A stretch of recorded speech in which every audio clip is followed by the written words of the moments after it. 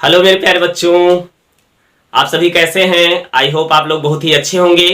तो चलिए आज इस वीडियो में हम बात करेंगे। हम लोग पढ़ने वाले हैं किस टॉपिक के बारे में, साइटोलॉजी के बारे में। और अगर तुम लोग नए हो तो सब्सक्राइब करो, वो जो लाल वाला बटन है उस पर फूट फेंक के मारो या फिर मोमबत्ती, मुझे नहीं पता, बस क्लिक हो जाना चाहिए। यहाँ पर आप देख रहे हैं लिखा हुआ है सेल, और हम इसमें बहुत सारी ऐसी चीजों के बारे में बात करेंगे जो आपने बहुत अच्छे से बायोलॉजी अगर पढ़ी है तब भी आप इन सारी चीजों के बारे में आपने नाम सुना होगा, लेकिन इनका एक्चुअल फॉर्म आखिर कैसे बनता है, किसको हम क्या कहते हैं और क्यों कहते हैं, इन सारी चीजों के बारे में अगर आपको पता है तो आप थोड़ा सा हमें टाइम दे करके वीडियो को देखिएगा और तब आपको पता चलेगा कि आप कौन सी चीज को स्किप करने जा रहे थे। आपको इस वीडियो से बहुत सारी डीप जानकारी मिलने वाली है। तो चलिए हम लोग वीडियो को स्टार्ट करते हैं। स्टार्ट करने से पहले यहां पर हम बात कर लें कि आखिर हम जो ये वीडियो शुरू करने जा रहे हैं इस सेशन में, इस क्लास में किसके बारे में पढ़ेंगे। तो यह जो वीडियो है ये किससे रिलेटेड है, साइटोलॉजी से है। साइटोलॉजी हम किसको कहते हैं? साइटोलॉजी हमारी एक ब्रांच होती है विज्ञान की, साइंस की या जीव विज्ञान की, जिसमें हम किसका डिस्कशन करते हैं, किसको स्टडी करते हैं। तो टू स्टडी ऑफ सेल और this branch known as cytology means कोशिका विज्ञान। कोशिका विज्ञान के अंतर्गत हम कोशिका का अध्ययन करते हैं और उसी को हम क्या कहते हैं, साइटोलॉजी कहते हैं। इसके बाद में यहाँ पर देखिए, साइटोलॉजी को हम लोग जब एक मेन ब्रांच या कह लीजिए एक सब्जेक्ट के रूप में एक कह सकते हैं एक टेक्स्ट बुक में देखते हैं तो सेल बायोलॉजी के नाम से भी उसका उल्लेख किया जाता है।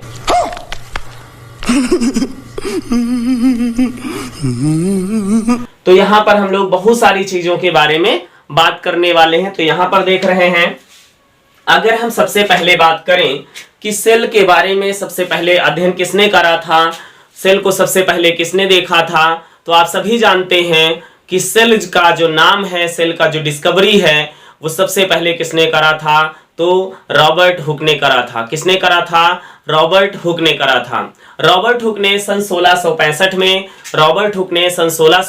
में जो है कोशिका को देखा। हम बात करते हैं कि इन्होंने कोशिका को कहाँ देखा, कौन सी कोशिका को देखा। तो देखिए, ये एक बार जो आपका लैब होता है या जिसे हम प्रयोगशाला कहते हैं, उस प्रयोगशाला में बैठे हुए थे। तो चूंकि एक कह सकते हैं कि इनका जो माइंड था वो बड़ा साइंस में इंटरेस्ट रखता था, तो ये कभी भी फ्री नहीं बैठते थे। तो लैब में, अपनी प्रयोगशाला में, अपनी कार्यशाला में बैठे थे। तो एक बोतल था, उस बोतल पर एक ढक्कन लगा था जो कार्क का हुआ करता था। पहले जो कार्क के ढक्कन लगते थे, तो इन्होंने जब उस कार्क के ढक्कन को काटा, सेक्शन में काटा और अंडर माइक्रोस्कोप यानी कि माइक्रोस्कोप में देखा। और जब माइक्रोस्कोप में देखा तो वहां पर उनको मधुमक्खी के छत्तों के समान, जो मधुमक्खी के जो छत्ते होते हैं और छत्ते में जो कोष्ठक होते हैं उनके जैसी संरचनाएं यहाँ पर दिखाई दी। ऐसी आपको संरचनाएं, मधुमक्खी के छत्ते के समान संरचनाएं दिखाई दी। तो इन्होंने उसे क्या कहा, सेल नाम दिया। लेकिन वास्तव में इन्होंने सेल नहीं कहा था। इन्होंने क्या कहा था, या जो सेल कहा था, तो क्यों कहा था उसका कारण हम अभी यहाँ पर बात करेंगे। लेकिन इससे पहले हम बात कर लें कि जो कार्क का जो ढक्कन लगा था उसे हम किस नाम से जानते हैं। तो उसे हम क्या कहते हैं, कॉमन ओक प्लांट कहते हैं। क्या कहते हैं? कॉमन ओक प्लांट कहते हैं। और हम बात करेंगे कि जो कॉमन ओक प्लांट है वो किस फैमिली का है और इसका बॉटेनिकल नेम क्या है। तो जो कार्क होता है, जो कॉमन ओक होता है, उसका जो बॉटेनिकल नेम होता है वो कोरिकस सुबर होता है। और यहां पर अगर हम बात करें इसके, अगर हम फैमिली की बात करें तो फैमिली इसकी क्या होगी, फैगेसी होगी। क्या होगी? फैगेसी होगी। कॉमन ओक की फैमिली क्या होती है, फैगेसी होती है। और यहां पर इसको जो है अगर हम बॉटेनिकल नेम की बात करें तो क्या हो जाएगा, बॉटेनिकल नेम जो है कोरिकस सुबर हो जाता है। अब देखिए, यहां पर बात हुई कि इन्होंने सेल को कहां देखा और किस में देखा, उस प्लांट में देखा या एनिमल में देखा। ठीक है, अब यहां पर बात आती है कि क्वेश्चन आपसे पूछे जाते हैं कि who is the discoverer of cell. तो अब यहां पर आपका आंसर होता है कि first of all cell is discovered by Robert Hooke in 1665, but if change the question, भाई यदि क्वेश्चन चेंज हो गया और आपसे पूछ लिया गया कि who is the first discoverer of living cell, then आपका आंसर यहां पर चेंज होना चाहिए। तो हम बात करेंगे कि इन्होंने जो रॉबर्ट हुक ने जो 1665 में सेल को डिस्कवर करा था वो सेल कैसी थी। तो वो सेल कैसी थी, वो नॉन लिविंग सेल थी, मृत सेल थी, क्योंकि बोतल में लगा हुआ ढक्कन निर्जीव था। अब हम बात करेंगे कि इन्होंने सेल नाम दिया था, क्या नाम दिया था, और अगर नाम सेल दिया तो इन्होंने सेल क्यों रखा। तो अब यहां पर हम देखेंगे कि जो रॉबर्ट हुक ने सन 1665 में सेल का नाम दिया था, तो सेल का नाम की जो उत्पत्ति हुई है वो किस शब्द से इन्होंने, हाँ इन्होंने इसे क्या कहा था, सेला कहा था। क्या कहा था, सेला कहा था। कुछ बुक में आप देखेंगे तो मिलेगा कि सेलुला भी कहते हैं, कुछ बुक में आप देखेंगे सेलुली भी मिलेगा। तो इसका मतलब क्या होता है, इसका मीन्स क्या होता है, इसका मीन्स होता है स्टोर रूम। क्या होता है, स्टोर रूम होता है। क्या होता है, स्टोर रूम होता है। देख लेते हैं आप लोगों को दिखाई देता है, ठीक है, हाँ दिखाई दे रहा है। क्या कहते हैं, स्टोर रूम कहते हैं, और इसे क्या कहते हैं, कंपार्टमेंट कहते हैं। क्या कह सकते हैं, कंपार्टमेंट कह सकते हैं। मतलब सेला या सेल एक ऐसा छोटा सा भाग है जिसमें कह सकते हैं कि ये पूरी तरह से एक फैक्ट्री है, एक कंपार्टमेंट है, स्टोर रूम है, जिसमें वो सारी चीजें उपलब्ध है जो होनी चाहिए। तो अगर आपसे पूछा जाए कि सेल शब्द की उत्पत्ति किस शब्द से हुई है, तो सेला से हुई है। सेला क्या है, cella is a Latin word which means a store room, which means store room और कंपार्टमेंट। ओके, चलिए नेक्स्ट बात करते हैं। अब हम बात करेंगे कि जब जो आपके रॉबर्ट हुक थे, इन्होंने सन 1665 में देखा, तो सन 1665 में इन्होंने क्या देखा, सन 1665 में इन्होंने एक नॉन लिविंग सेल की डिस्कवरी करी। सेल देखा और उसे सेला नाम दिया, फिर लास्ट में क्या कहा गया, सेल कहा गया। इसका मतलब क्या था कि एक रूम की भांति। अब हम बात करते हैं कि क्या इसे कॉर्क को और कुछ कहा जाता था, तो बिल्कुल कहा जाता था। कॉर्क को क्या कहा जाता था, फिल्म कहा जाता था। क्या कहा जाता था, फिल्म कहा जाता था। अब इसके बाद में हम बात करेंगे, देखिए हम लोगों ने कितनी चीजें पढ़ी कि लिविंग सेल या first of all cell is discovered by Robert Hooke in 1665। कहां पे देखा इन्होंने, प्रयोगशाला में देखा। किस में देखा, कॉमन ओक प्लांट या इंडियन ओक प्लांट में देखा। इसका बोटेनिकल नेम क्यूरिकस सुबर था, ठीक है। ये फैमिली इसकी क्या थी, फगेसी थी, ठीक है। इसे कॉर्क को और क्या कहते थे, फिल्म कहते थे। इसके अलावा हम बात करेंगे इसके अलावा और हम बात करते हैं कि इनकी जो पुस्तक का नाम था, इनकी जो पुस्तक का नाम था, क्योंकि रॉबर्ट हुक जो थे इन्होंने उस सेल के बारे में बहुत सारी चीजें लिखी, अपनी खोजों के बारे में बहुत सारी चीजें लिखी हैं। तो बुक का नाम इंपॉर्टेंट है, कई परीक्षाओं में बुक का नाम पूछा जाता है, ठीक है। कि तो माइक्रोग्राफिया, कौन सी बुक होगी, माइक्रोग्राफिया। यहां पर आप देख सकते हैं माइक्रोग्राफिया जो बुक है, Micrographia book written by Antonie van Leeuwenhoek. Okay, अब देखिए उसके बाद में हम बात करते हैं कि who is the first discoverer of living cell. तो यहां पर देखेंगे, सॉरी यहां पर कौन होगा, यहां पर इसे हम क्या कहेंगे, माइक्रोग्राफिया बुक रिटन बाय क्या हो जाएगा, रॉबर्ट हुक हो जाएगा। क्या हो जाएगा, रॉबर्ट हुक हो जाएगा, ठीक है। उसके बाद में हम बात करेंगे कि लिविंग जो थी सेल, लिविंग जो सेल थी किसने डिस्कवर करा था, तो एंटोनी वॉन लीवेनहॉक ने करा था। एंटोनी वॉन लीवेनहॉक ने क्या करा, लिविंग सेल को डिस्कवर्ड करा। अब लिविंग सेल को जब डिस्कवर्ड इन्होंने करा तो किस में करा था, कैसे करा था, कहां किया था और किस तरह से किया था। तो आपको थोड़ा सा बताते हैं। देखिए, एंटोनी वान लीवेनहॉक के जो पिताजी थे वो किराने की दुकान चलाते थे। किराना आप जानते हैं, जिसमें लगभग जनरल चीजें मिल जाती हैं। तो ये भी कभी कभी टाइम मिलने पर जो है ये किराने की दुकान पर चले जाते थे। इसके अलावा ये बचपन से ही बड़े जो है जिज्ञासु किस्म के थे। तो जैसे छोटे छोटे बच्चे होते हैं, खिलौने इकट्ठा करते हैं, कुछ बनाते हैं, लेकिन ये ऐसा कुछ नहीं करते थे। इनका शौक था कि ये कांच खरीदते थे, लेंस खरीदते थे और माइक्रोस्कोप बनाते थे। तो इन्होंने सेल्फ मेड जो माइक्रोस्कोप थी उससे इनको जो भी मिल जाता ये देखते रहते बढ़िया। तो एक दिन ये अपने किराने की दुकान में शॉप पर बैठे हुए थे और बरसात होने लगी। जब बरसात होने लगी तो भाई कुछ छींटें शॉप के अंदर भी आ गई। जब कुछ छींटें शॉप के अंदर आ गई तो वहां पर धूल भी थी, तो उसमें कुछ कीचड़ हो गया। और जब कीचड़ हुआ तो इन्होंने उस कीचड़ को उठाया और माइक्रोस्कोप में देखा। और जब माइक्रोस्कोप में इन्होंने देखा तो इनको रॉड शेप्ड कुछ चीजें दिखाई दी। कैसी चीजें दिखाई दी? रॉड शेप्ड चीजें दिखाई दी। अब जब रॉड शेप्ड चीजें दिखाई दी तो इसी को इन्होंने क्या कहा कि ये सेल है भाई। कैसी सेल है? रॉड शेप्ड सेल है। और ये रॉड शेप जो सेल थी वो क्या थी? वो थी बैक्टीरिया।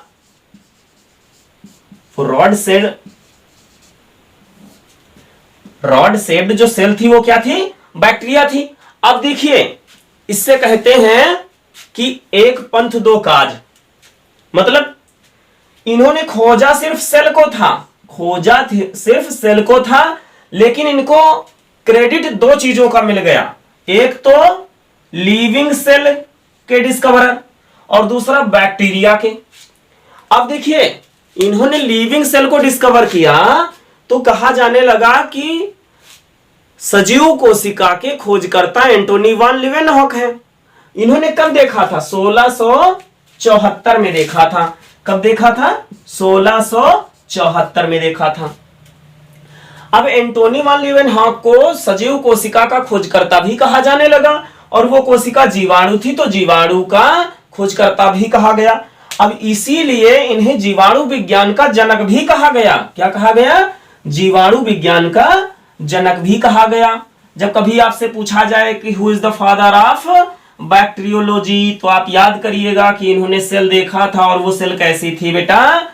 वो सेल कैसी थी? वो सेल बैक्टीरिया थी। और बैक्टीरिया कैसा था? वो रॉड शेप्ड बैक्टीरिया था। इसके अलावा इन्होंने और कौन कौन सी चीजें देखी? इन्होंने RBC cells, sperm cells, polyembryony, बहुत सारी चीजों के बारे में इन्होंने डिस्कवरी करी, स्टडी करा। ठीक है, तो इस तरह से इनका कार्य जो क्षेत्र था वो बहुत ही वैल्यूएबल था। अब देखिए, हम लोग बात करने वाले हैं कि सेल के टॉपिक पर आते हैं। थोड़ा सा हम बात करेंगे। तो हम लोग पहले ही बात कर चुके हैं कि सेल का अध्ययन किसके अंतर्गत करते हैं? साइटोलॉजी के अंतर्गत करते हैं, सेल बायोलॉजी के अंतर्गत करते हैं। अब उसके बाद में हम बात करेंगे कि सेल क्या है, व्हाट इज सेल। अभी आपसे हमने पूछा कि सेल का नाम सेला से लिया गया। Cella is a Latin word which means a store room और compartment, and in other books means अन्य पुस्तकों में सेला, सेलुली और सेलुला के नाम से भी नाम दर्ज हैं। ठीक है, अब हम बात करेंगे कि सेल की क्या डिफिनीशन है। सेल की डिफिनीशन क्या है? तो कोशिका जीवधारियों की संरचनात्मक तथा क्रियात्मक इकाई होती है। इसमें कोई भी या समस्त जैविक क्रियाओं का संचालन, नियंत्रण तथा नियमन होता है। कोई भी ऐसा जीवधारी जिसमें कोशिका से कुछ भी कम हो वो प्राणी नहीं होता है ना। ये बात रुडोल्फ ने भी कही है, जिसमें हमारा वायरस आता है, क्योंकि वायरस कोशिका सेल थ्योरी को वो मानकों को पूरा नहीं करता है। ठीक है, चलिए उसके बाद में हम लोग बात करेंगे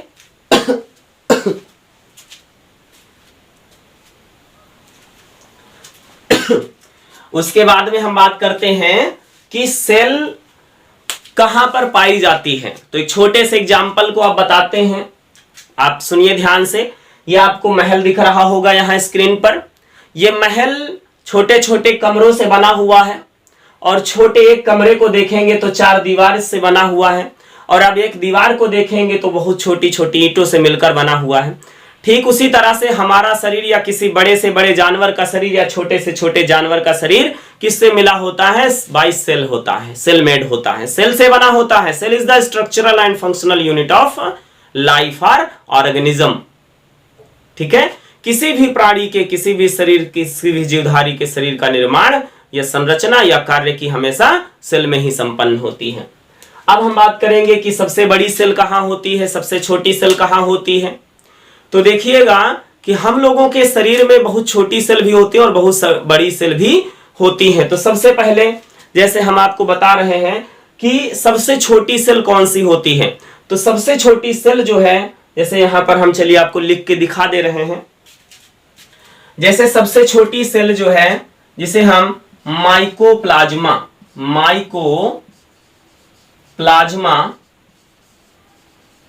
गैलीसेप्टिकम, माइकोप्लाज्मा गैलीसेप्टिकम, ये माइकोप्लाज्मा गैलीसेप्टिकम सबसे छोटी कोशिका है।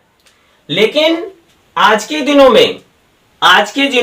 में एक नई सेल और, जिसमें आपका सेलवाल नहीं होता है, वो कौन सी होती है? वो माइकोप्लाज्मा क्या होता है?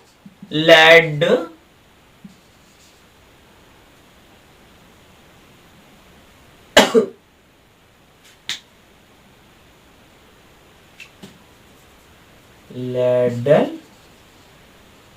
लेडलवी। ठीक है, माइकोप्लाज्मा लेडवेली। ठीक है, अब देखेंगे यहां पर अगर हम बात करें कि सबसे, ये तो सेल है माइकोप्लाज्मा। अच्छा, ये भी क्वेश्चन ये भी आया होगा आपके माइंड में कि माइकोप्लाज्मा होती कैसे है। देखिए, मनुष्य एक सर्वाहारी प्राणी है, इसमें कोई संकोच करने वाली बात नहीं है। अगर आप घास खाते हैं, साग खाते हैं तो बहुत अच्छी बात है, और मांस खाते हैं तो और भी बहुत अच्छी बात है, क्योंकि आप जो भी करते हैं वो बहुत अच्छा ही करते हैं। क्योंकि इस दुनिया में भला और बुरा कुछ नहीं होता है, अच्छा बुरा कुछ नहीं होता है, दोनों ही मन में उत्पन्न हुए विचार होते हैं। जिसमें किसी का लाभ उसे हम अच्छा, और जिसमें किसी का नुकसान उसे हम बुरा कहते हैं। तो यहां पर हम ये नहीं कहते हैं कि आप मांसाहार हैं या सर्वाहार हैं, इसमें हमारा कहने का कोई भी उद्देश्य नहीं है। हम यहां पर बताना चाह रहे हैं कि जो भी माइकोप्लाज्मा गैलीसेप्टिकम है या माइकोप्लाज्मा, आप माइकोप्लाज्मा की बात करते हैं, माइकोप्लाज्मा है क्या? तो जब होंगे फ्राई पैन में अंडे को तोड़कर डाला जाता है, और अंडा जब आमलेट बन रहा होता है तो वो बार बार फुदकता है, उठता बैठता है। तो माइकोप्लाज्मा भी उसी तरह का होता है। उसके बाद में हम बात करेंगे कि अच्छा, ये तो माइकोप्लाज्मा थी, सबसे स्मॉलेस्ट सेल थी। अब हम बात करें सबसे स्मॉलेस्ट जो है बैक्टीरिया कौन सा होगा, स्मॉलेस्ट बैक्टीरिया कौन सा होगा? तो स्मॉलेस्ट जो हमारा बैक्टीरिया होगा वो डायलेस्टर नेमोसेंटिस होगा। कौन सा होगा? डायलेस्टर स्मॉलेस्ट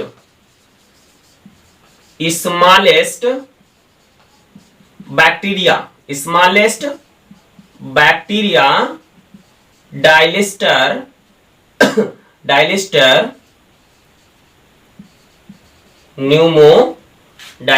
न्यूमोसेंटिस, ये स्मॉलेस्ट बैक्टीरिया है, सबसे सूक्ष्मतम बैक्टीरिया है। स्क्रीन पर यहां पर डायलेस्टर बैक्टीरिया का इमेज देख सकते हैं, ये आपको दिख रहा होगा। अब हम बात करते हैं कि हमारे शरीर में सबसे छोटी कोशिका क्या होगी। हमारे शरीर में सबसे छोटी कोशिका क्या होगी? Means smallest cell in human body क्या होगी? यहां पर आप देखिए, smallest cell in human body. Smallest cell in human body क्या हो जाएगा? चलिए हम बात कर रहे थे, बात करते smallest cell in human body. तो देखिए smallest cell in human body, हम लोगों के शरीर में सबसे सूक्ष्मतम कोशिका कौन सी होती है? तो स्पर्म होती है। क्या होगी बेटा? स्पर्म होगी। अब अगर हम बात करें, देखिए हम लोगों के शरीर में हम लोगों के शरीर में सबसे बड़ी कोशिका कौन सी होती है? या हम बात करें कि पूरे ह्यूमन सेल, अगर हम बात करें हम लोगों के शरीर में सबसे बड़ी सेल कौन सी होती है, तो हम लोगों के शरीर में सबसे बड़ी सेल जो होती है वो नर्व सेल होती है। क्या होती है? नर्व सेल होती है। इसकी लंबाई 1 mm से लगा करके 1 m तक होती, मतलब 1 मिलीमीटर से 1 मीटर तक होती है। और ये कहां पाई जाती है? स्पाइनल कॉर्ड से टो तक, यानी कि स्पाइनल कॉर्ड से पैर के अंगूठे तक होती है। और ये सबसे लंबी हमारी नर्व सेल होती है। इसके बाद में और हम बात करेंगे कि और सबसे लंबी जो है, या सबसे, ये तो लंबी की बात हुई, ये तो लंबी की बात हुई, ठीक है। अब इसके अलावा अगर आपसे पूछा जाए, कि और क्या होगी सबसे बड़ी सेल, ये तो लंबी की बात हुई, तो ईग जो होगा, या जिसे हम ओवम कहते हैं, वो भी क्या होगी? सबसे बड़ी कोशिका होगी। अब हम बात करते हैं और क्या होता है, जैसे ऑस्ट्रिच ईग, शुतुरमुर्ग का जो अंडा होता है, ठीक है, एमू, कैसोवरी, इन सब का जो अंडा होता है वो सबसे बड़ा, वो भी एक सेल है, ठीक है। तो ये सभी हमारी क्या है? सबसे बड़ी कोशिकाएं हैं। अब हम बात करेंगे कि प्लांट में सबसे बड़ी कोशिका क्या होगी? प्लांट में सबसे बड़ी कोशिका क्या होगी? यानी कि लार्जेस्ट सेल इन प्लांट, तो क्या हो जाएगा? Ramie fibre. क्या हो जाएगा भाई? रेमी फाइबर हो जाएगा। रेमी फाइबर हो जाएगा। क्या हो जाएगा? रेमी फाइबर हो जाएगा। ये सब पौधों में, पादपों में पाई जाने वाली सबसे बड़ी कोशिका है। तो हम लोगों ने इतनी चीजें सीखी। चलिए अब हम लोग टॉपिक पर आते हैं कि जो हम लोगों ने ये स्ट्रक्चर बना के रखा है, देखते हैं स्ट्रक्चर आप लोगों को दिख रहा है स्क्रीन में। चलिए ठीक है, बहुत अच्छा स्ट्रक्चर दिख रहा है भाई। तो सबसे पहले यहां बात करेंगे सेल क्या है। तो सेल का स्ट्रक्चर आप यहां पर देख सकते हैं स्क्रीन पर, सेल का स्ट्रक्चर आपको दिख रहा होगा।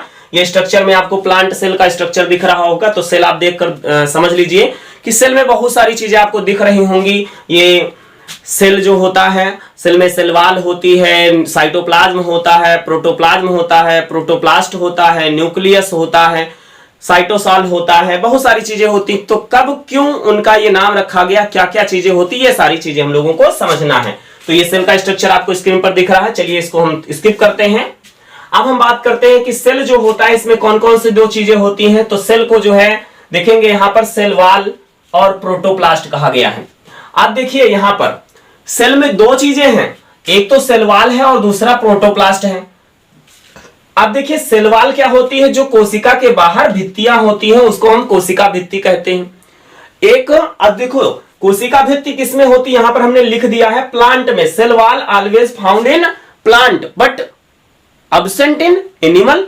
सेल वॉल कभी भी जंतुओं में नहीं होती है, पादपों में पाई जाती है। और जब सेल में से सेल वॉल को हटा दोगे तो जो बचेगा उसी को हम क्या कहते हैं, प्रोटोप्लास्ट कहते हैं। क्या कहते हैं, प्रोटोप्लास्ट कहते हैं। यहां पर देखिए हम लिख भी दिए हैं कि सेल से माइनस करोगे सेल वॉल को तो बचेगा प्रोटोप्लास्ट। आप ऐसा भी समझ सकते हैं।